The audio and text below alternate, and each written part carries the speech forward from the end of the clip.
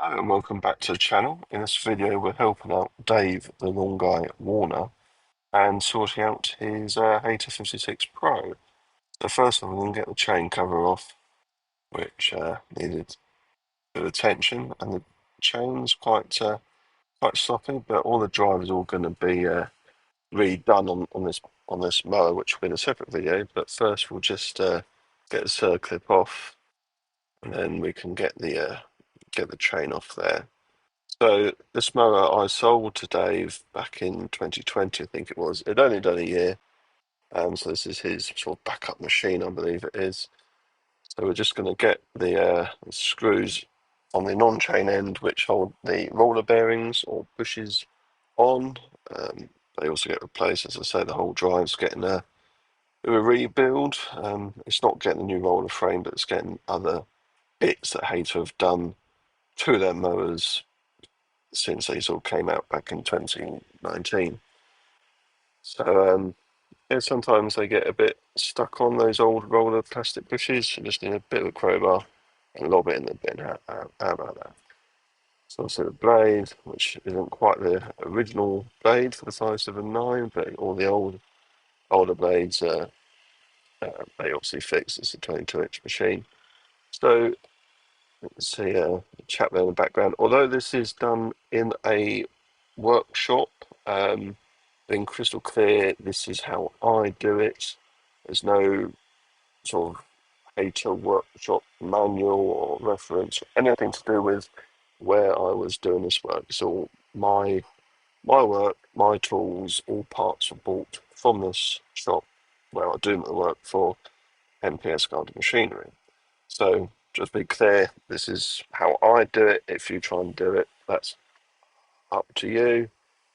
This isn't approved by a dealer or by Hayter, so got got to get that clear.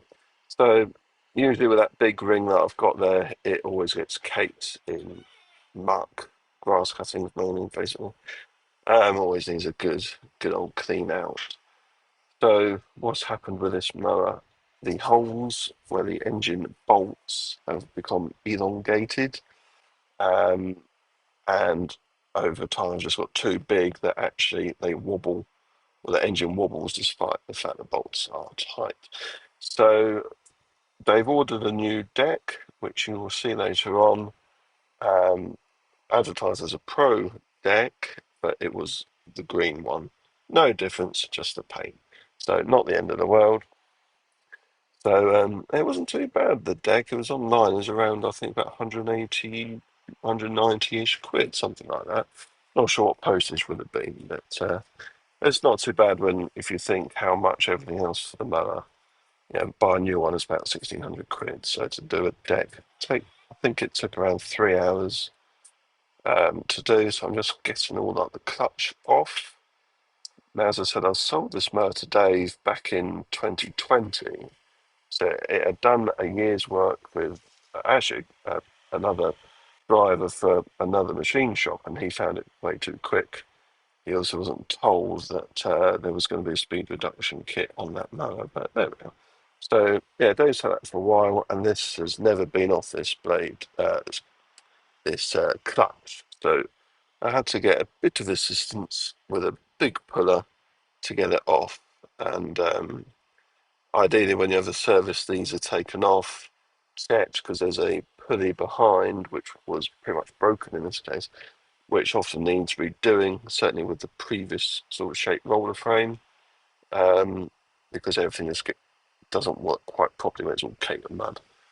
So ideally, you want to take that off, put a copper grease on it or something along those lines, just to help it. And you can see something's been rubbing on the base of the sump there.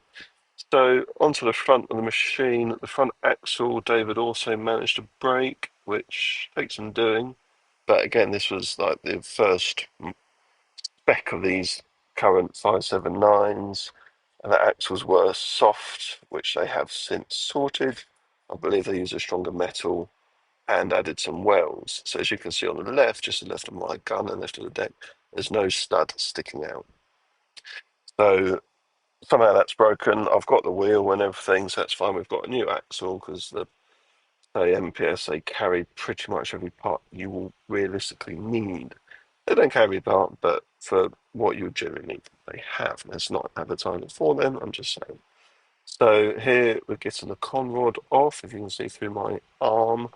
Nice little feature here where you get a little 3/8 bar and then you release the tension and then you release the con rod, and that enables you to be able to bring the gearbox and the roller frame out of the deck, which we have to do because we're changing everything over to a new deck. So there's just a few screws or bolts, if you will, holding the roller frame to the deck. They're all nice and easy to get to. And then there's, again, you can't really see because my arm, but I need an arm to be able to get bits off. There's another little plate. There were two bolts that a big spring, a little spring behind it. You can see on the deck there, and that sort of tensions the gearbox. And often they do get build up of material, but you can sort that out in 2 seconds. So, as I said, this is getting on like the newer Hayter drive upgrades, which will seal the end of the plates, which you'll see in the next video. But we're not going to make it like the latest spec because that would mean changing the gearbox and the whole frame. And that would probably add at least 400 quid in bits, let alone time. But it won't take much time because everything's off. But consider it's Dave's backup machine, we didn't do that. What I did do though was change the cables because the cables got kinked over time, whether you fold the handlebars down and stuff like that. You kink them, and then what issue that you then get is because they kink, they have a crack in the outer casing, water can get in, and then the cable seizes up. So it's a lot better to change the cable now while it's in this position, because if you try and change it when the gearbox is in the mower still, it's a bit of a pain to do. So now we're going to get the front fins off the machine. Quite a few bolts. Not every hole there is for holding the fin on. I think two each side for the front bumper, which Dave hasn't got on, which I don't blame him because I don't really see the point in bumpers. So then we've just got to take off the three bolts holding the engine on, or just about on anyway. So we're getting there, and then yes, then we'll be able to, once that's off, get the handlebars off and start putting stuff onto the new deck.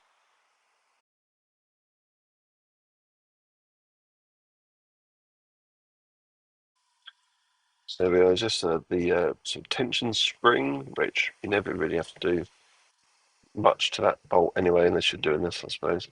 Just take that off, and then we've got the handlebar supports.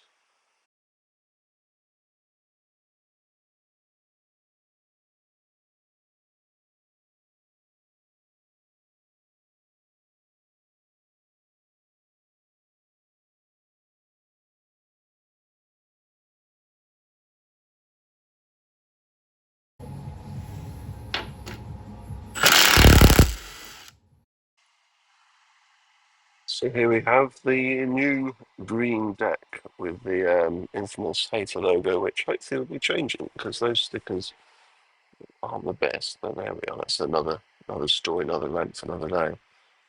So where are we now? Right, just going to get the engine on, sort of loosely put the bolts in, and then get it all tightened up. We don't want to do one bolt really tight to begin with. And yes, it's quite nice working on a new machine, and obviously, what a new deck rather. Certainly, need your ear defenders because they're quite noisy. Obviously, we've got metal on metal on metal here. You know, the bolt, the deck, and the engine. So why do we have to do this? Well, I've never had to do this on another machine. Not to say no one else has had to do it on another hater, but these Briggs stumps do seem to be pretty soft, almost softer than cheese. Um, and I've seen a few 56 Pros this shape where they've come loose. I've even had them where engine bolts have come out of the engine and sitting in that big ring which goes round. So yeah, this one we also put the match cut on the machine back in Winter a few years ago. That's on Dave's channel somewhere. That comes on the Toro Pro Stripe, and that just gives you an infinite amount of how to cut options. So rather than having the standard 7 settings, you can adjust it to sort of minus half a cut, but then you'll get minus half a cut on the highest setting. But you can lock it on wherever. So yeah, that's obviously done quite a while ago, and I don't think that's coming to Hayter anytime soon on the 56, but it will still be on the Pro Stripe. So we've got the new axle, new stronger HD, I think they call it, axle on the machine. We just got the front fins to secure onto there, and what have I got there? A little tub of grease. Always good using grease on bolts fixings. Yes, I don't see many people do it, whether it be online or elsewhere, but it just helps everything when you come to take them apart for maintenance in the future, rather than just having everything dry, which can corrode and seize up, which I've certainly seen plenty on like the old haters from like the late 90s. You try and take some bolts out and they just snap. If they're taken out frequently and greased, everything's easy. So here we are putting the plastic chute liner in. You can sometimes get problems with these where on the top there, on the top point of that plastic liner, there's like a little like tabs that sticks out. You can get a lot of debris trap in there. I don't know if Hayter's going to do anything about that, but I know people where they've had debris get stuck in there, and when the blade's going, it sounds awful because the blade is effectively hitting that liner.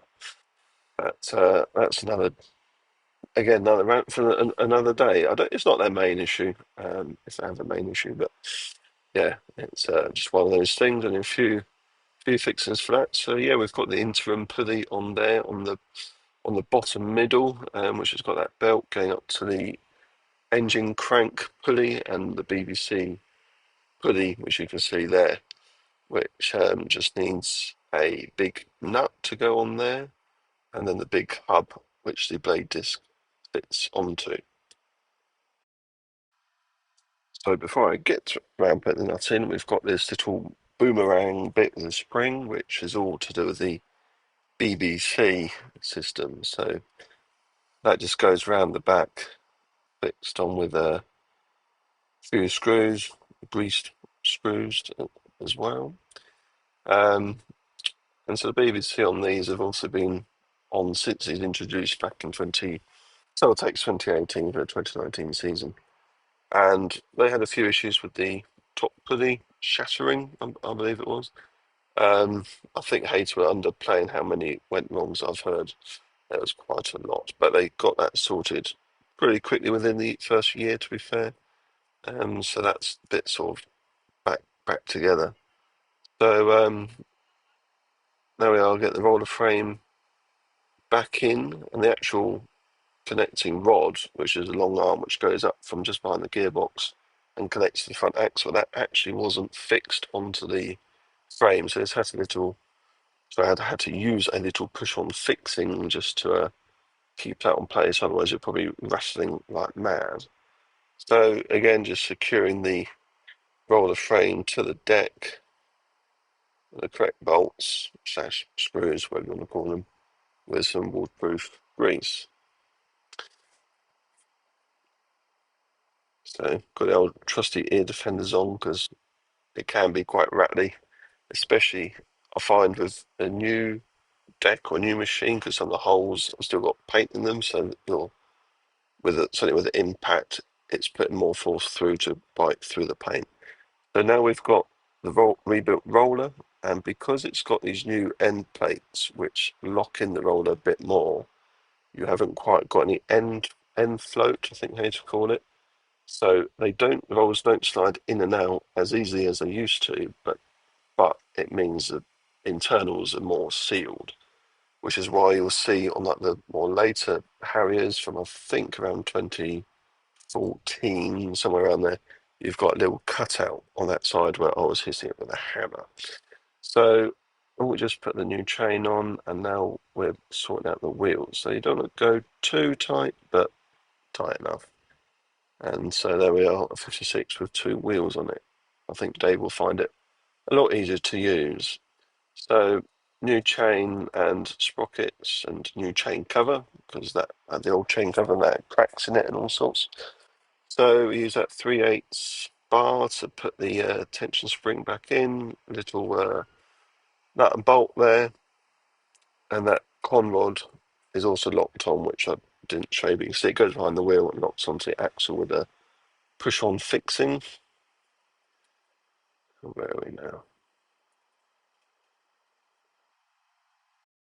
So there we are, pretty much done. Just get this top cover back on. There's a few bolts and things. Also, these plastics were washed as well before I gave it back to Dave, because you couldn't keep them dirty and everything. And that ring underneath that was washed, as well as the glass flap, and all the cables put on and adjusted correctly. And that's pretty much it. So there we are, the little hydraulic bench is doing its magic there. And there we are, a green 56 Pro all ready to go for the day.